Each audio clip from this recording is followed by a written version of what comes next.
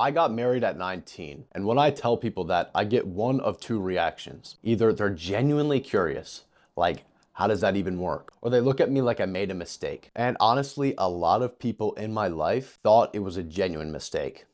Not a few, most. And here's what none of them knew. And what I want to talk about today is everything that actually had to happen before I could even get to the point where marriage was on the table. Because the story doesn't start with the wedding. It starts obviously way before that. I genuinely believe my wife would not have looked twice at the old me. And I don't say that to be harsh on who I was.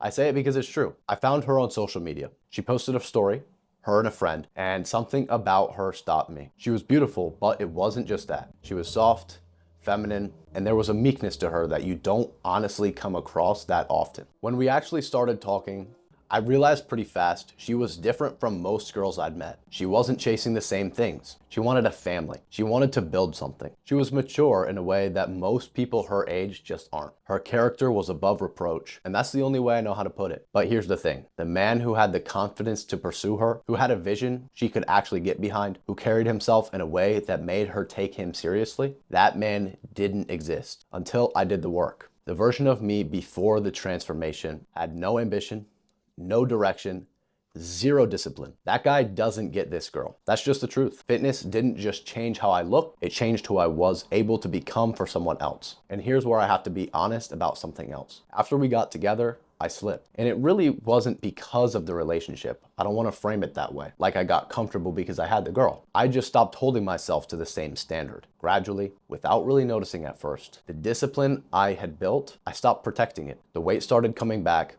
and I wasn't showing up the same way I had been. I think about it now, and the connection is so obvious, but in the moment, I wasn't putting it together. I had stopped leading myself, and when you stop leading yourself, it doesn't just stay in one place, it bleeds. Then I went to Japan for 3 months on a mission trip. The first time I had really been out on my own like that. And while I was there, I messed up. I'm not going to go into every detail. Some things don't need to be unpacked on camera. But what I did was the kind of thing most girls would have walked away from forever. The kind I deserved to lose her over. When it came out, I was a wreck. I had more anxiety in that season than I've ever had in my life. More depression than I knew what to do with. But it was all pointed inward.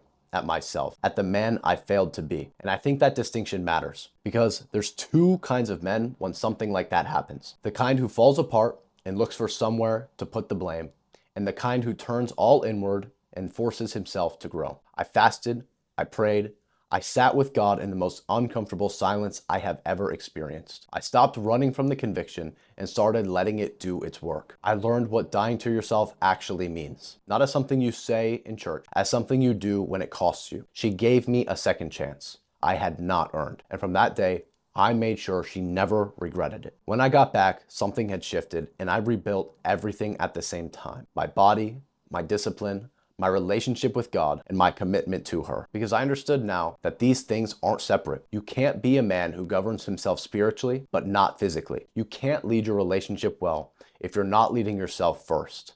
Because self-control is a fruit of the Spirit. It's not a fitness thing or a marriage thing. It's a character thing. And it either runs through your whole life or it doesn't really exist. I learned that the hard way. When I told people I was going to marry her at 19, they all came to me with the same doubt. You're too young, you don't know who you are yet, this won't work. I heard it, I let it land, and honestly it made me a little angry. Not because I couldn't handle the pushback, but because I knew myself. I had already been tested. I already hit the lowest point in my relationship and come back from it. I had already rebuilt myself from the ground up. More than once. And I had clarity on why I was doing this. I'd read a book called What He Must Be If He Wants to Marry My Daughter by Vodi Bakum. And something in it changed how I saw everything. It talks about the ministry of family, that building a godly household is as significant a calling as any mission field, any platform. I want 15 children.